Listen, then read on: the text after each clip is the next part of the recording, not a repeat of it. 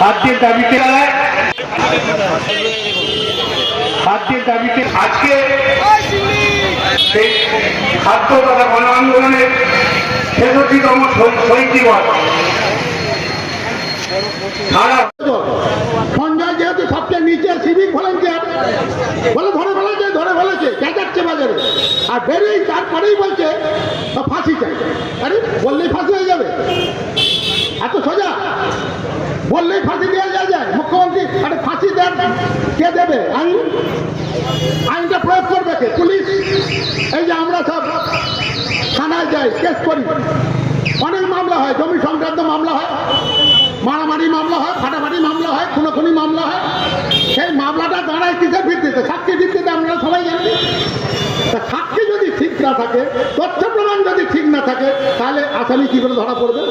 তাহলে আসামি যাতে ধরা না পড়ে তার জন্যে ওই ভদ্র মহিলার মৃত্যুর আগে থেকে মৃত্যু পর্যন্ত তথ্য ছড়াবার জন্য যা যা করার ওই হসপিটালের মধ্যে করা হয়েছে। যা যা করার সব করা হয়েছে। একবার বললো অসুস্থ হয়েছে, বাড়িতে খবর গেল। তারপর বললে সুইসাইড করেছে। বাবা মা বাড়ি থেকে চলে এলো, বললে আমার মেয়ের মুখটাকে একবার দেখতে দেন। বললে দেখতে যাওয়া যাবে না, তদন্ত চলছে। 3.5 ঘন্টা মা অপেক্ষা করছে মৃত মেয়ের মুখটা দেখবার জন্য। কত নিষ্ঠুর প্রশাসন, কত মানবিক! কি মহিলা মুখ্যমন্ত্রী, কি চাইছেন উনি? কি চাইছেন? মানুষ এত বোকা, মাকে দেখতে দেওয়া হলো না। এত নিষ্ঠুর সরকার, এত অমানবিক সরকার। তারপরে 14 তারিখ একটা ঐতিহাসিক দিন, মেয়েরা রাতের দখল নিল। লাখে লাখে মহিলা, আমার জীবনে দেখিনি, আমি কেন, কেউই দেখিনি।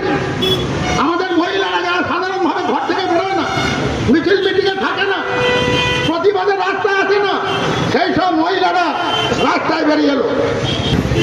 তারা বললো কি, জাস্টিস চাই। একটাই কথা বলেছে, we want justice, justice for RG Kar. এই কথাটা তারা শুধু বলেছে, অন্য কোনো কথা বলেনি। মাঠে যখন কাজ করেন ওই ফোঁস করার জিনিসটা তারা বারবার দেখেন, তার সাথে কি ধরনের আচরণ করতে হয় তারা জানেন। আমি আপনাদেরকে বলবো, তবুও সব ফোঁস করা তাদেরকে মারবেন না। এরা পরিবেশের ভারসাম্য তৈরি করে। কিন্তু দিদিমণি যাদেরকে ফোঁস করছেন, করতে বলছেন, তারা তো সেই ফোঁস করার মানুষ নয়, প্রাণী নয়। কারা ফোঁস করতে পারে আমরা জানি।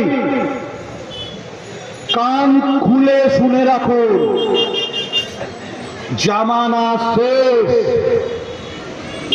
ফোঁস করা, ভয় দেখানো, সব জামানা শেষ। এই যে দেখছেন আমরা ঝান্ডা লাগিয়েছি, আরজিকরের ঘটনার যদি বিচার না হয়, শুধু ওই সঞ্জয় নয়, এর পেছনে বড় মাথা আছে, বড় মাথা। সিবিআইকেও আমরা বলবো, আমরা আপনাদের প্রতি খুব বেশি আপ্লুত নয়, কারণ পশ্চিমবঙ্গে আপনাদের আমরা দেখেছি, সারদা নারদা এই সব কেসে আপনাদের দেখেছি।